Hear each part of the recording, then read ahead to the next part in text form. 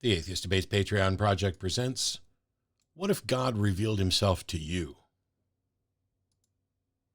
Hey everybody, how you doing? I got this question during one of the recent call-in shows, and I thought it was outstanding. We talk a lot about this, and quite frankly, I've been asked many times, well, what would change your mind? And I have what I think is my preferred answer, which is if there is a God, then that God, within its characteristics, should know exactly what would change my mind, should be capable of changing my mind. And the fact that this hasn't happened means that either that God doesn't want me to know that it exists or doesn't want me to know that it exists yet. Either way, it's not my problem. And I love that answer, but that doesn't address what would happen if it were to happen. And so I'm going to be as charitable as I can. And we're going to assume that in some way, I don't know what way, but God has directly, clearly revealed himself to me. Whatever way it would be that would convince me, I have now become convinced. And there's a couple of assumptions that we need to make. One is that whatever this method is that God chooses to reveal himself to me is either something that could be demonstrated to another person or it isn't. Those are the only two options. You're going to hear me say those are the only two options many times. If you don't understand how a claim and its direct logical negation are in fact the only two options, like A and not A, we'll have to do a different video on that another time. But whatever method God used, and I don't know what it is, it would either be something that I could show or demonstrate to other people, or it's not. If it is, then we're kind of done. If this is something that I could confirm with other people, then it's over. We will have proven the existence of God. That hasn't happened. And as far as I can tell, it hasn't happened to anyone in the entirety of history. Otherwise, we wouldn't be sitting here having these discussions, unless the rest of us are just absolutely delusional. But we don't have this issue with too many other things in reality. If something is real and we can demonstrate it, then, hey, we're good to go. Yes, I know there are science deniers and deniers of all kinds of things, but I'm only willing to accept things that have evidence for them. And so the question then becomes, if it's something that I cannot demonstrate to other people, I cannot get independent confirmation. I can't say, hey, look, like if you thought you saw something in your living room and there were three other people in the living room, you could say, are you guys seeing what I'm seeing? And then you describe it and then they say yes or no. And if yes, then you either have some shared delusion, which can happen, some confusion, or the thing that you're at least describing is there, even if your description of it isn't necessarily accurate. So we'll go ahead and assume that God's revealed himself to me or herself or themselves in some way, and I cannot confirm this with anybody else. Is it possible for me to have good reason to believe something while you don't? Well, yes, that's just obvious. I have good reason to believe that I wrote an outline for this video last night after thinking about this off and on over the last couple of weeks. You don't necessarily have good reason to believe that.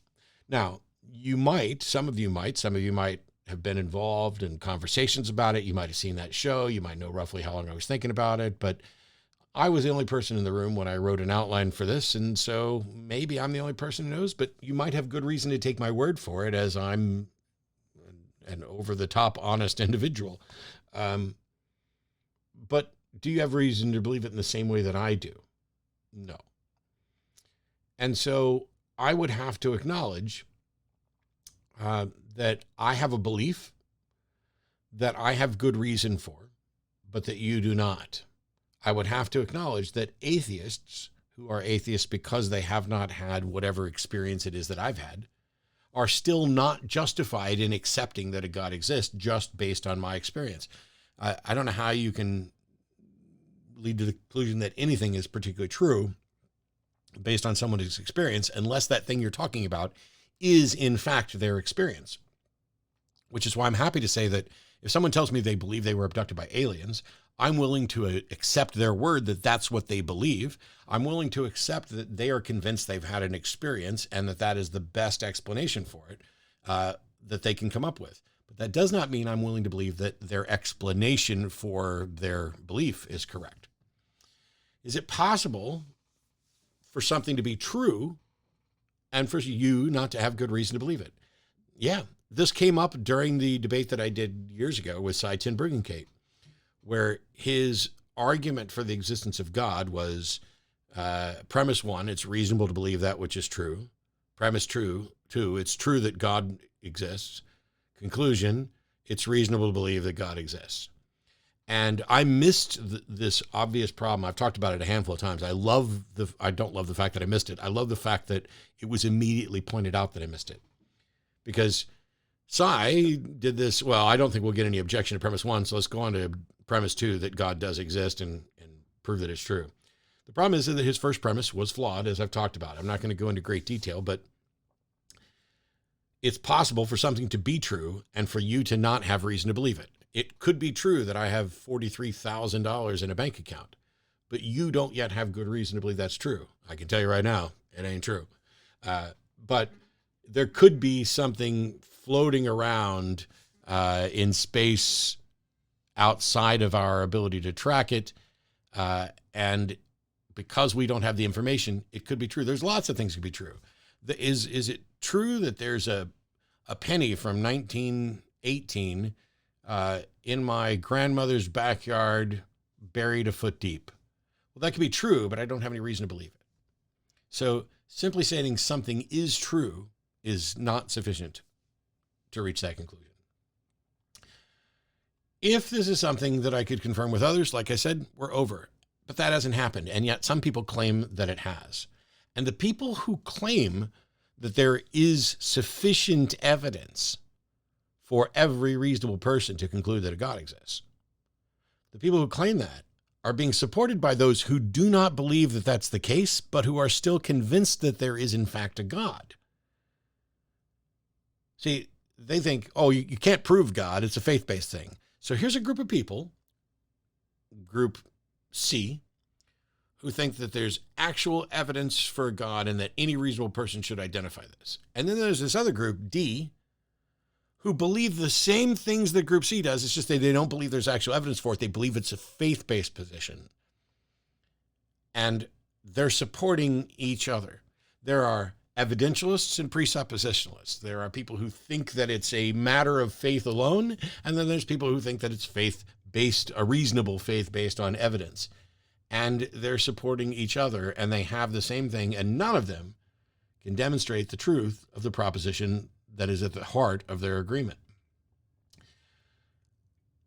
I would say that if there is a God, God should absolutely reveal itself to me, because I would tell all of you that it had happened, and I would be honest and accurate about what I experienced and what conclusions I reached. And I would acknowledge that while I might have good reasons to believe, you don't if your reasons are based merely on the fact that I believe. You don't, and that means at a minimum that God is playing favorites. We'll skip over the fact, being charitable, we assumed that I was not delusional, that I wasn't just convinced by a fiction, because I don't know how to tell the difference, but we'll go ahead and assume that. But that would mean that God is playing favorites, because God has now revealed himself to me in a way that I can't demonstrate to anybody else, which means that I may be in a position where I have a reasonable belief that a God exists, and yet I can't demonstrate it to anybody. I can't demonstrate that reasonableness to anybody else. And this is by nature of the way that God decides to reveal itself.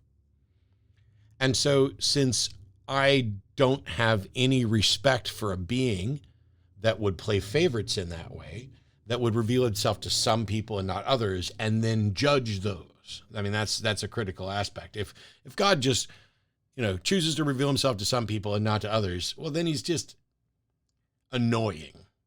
But if it just says, hey, those people don't believe me, that's fine. I don't need them to believe me. It's no big deal, whatever.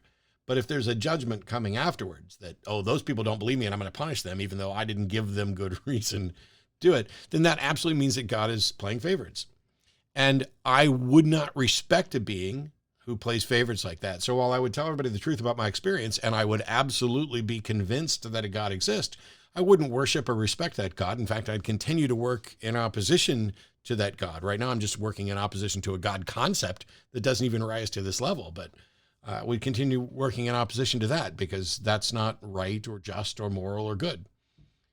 And what's funny is that people then will come to me and say, well, then that's why. That's why God won't reveal himself to you. You just admitted if God revealed himself to you, you wouldn't believe anyway. No, that's not what I said. I said I would believe, but I would not worship or revere. I would not respect. I would not be on his side. I would be pointing out that this revelation to me was immoral and unfair if he's going to be judging other people as well. Well, that's why he won't reveal himself to you, because you wouldn't respect it. Yes, but I would believe. I just wouldn't worship or promote. But if he's hiding because he knows I wouldn't promote him, that's also not worthy of respect or admiration. A God who will not reveal himself to someone because he already knows that person isn't going to suck up to him.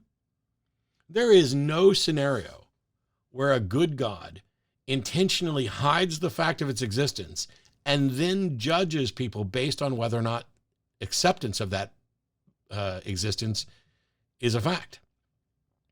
It's like a parent playing hide and go seek with a child and claiming victory because they left town and never came back. I guess that's technically a win, but it's a Pyrrhic victory at best. And in this case, it's actually worse because we have no good evidence for the existence of the other participant in this game of hide and go seek. So it's more like a parent who tells a child that they're playing hide and go seek with a sibling that they've never met, a sibling who's magical and invisible and who will answer you if you just ask in the right way, which is so unbelievably cruel that it's prompted another video on this subject, which will also be coming out this month, about God not loving people. So the question of what would I do if God revealed himself to me? I'd tell you exactly what happened. I would be seeking out the greatest minds that I can get in contact with. I would be seeking out the opinions and views of those people who I greatly respect, admire, to say, hey, let's make sure that I'm, not delusional, I'm not suffering from anything else. And then I would be asking God, why on earth did you reveal this to me? And you're not revealing it to that person over there and that person over there and that person over there. Why is this person who I love not worthy of a Damascus Road experience that you just gave me and Saul and a handful of other people? And why is it that I am the only one in the history of the world who is standing here to say, God revealed himself to me, and none of you have a good reason to believe that that's true, and none of you have a good reason to believe that a God even exists, and the fact that he did this makes him an immoral monster? Why is that not the case? Why is it the case instead that there are people running around claiming that God has revealed itself to them, and that it's just obvious to everybody else, or that it's a personal matter of faith and that, it's okay, and yet still, in case of Christianity and some other religions, this notion that God's going to punish you for not accepting the propositions about him. There's nothing about this that makes any sense. Maybe you could say, well, if God knows you're going to do that, then he's definitely not going to reveal himself to you. Then he's a cowardly piece of shit who I want nothing to do with. I don't know why I should be running around having people telling me I should live in fear of a God that can crush me like a bug. Any God, anything that qualifies as a God could do that. I'm just a trivial little human who's going to live for a short period of time and go away. But you don't get to say that something exists and is true, but it's a secret, but it could be revealed to you. Maybe it has. Maybe there's enough evidence. Maybe it's faith-based. Maybe God's playing favorites. Maybe he's not, but you're the rational one. Maybe God won't reveal himself because God's not particularly bright. Or maybe it's because he just doesn't exist.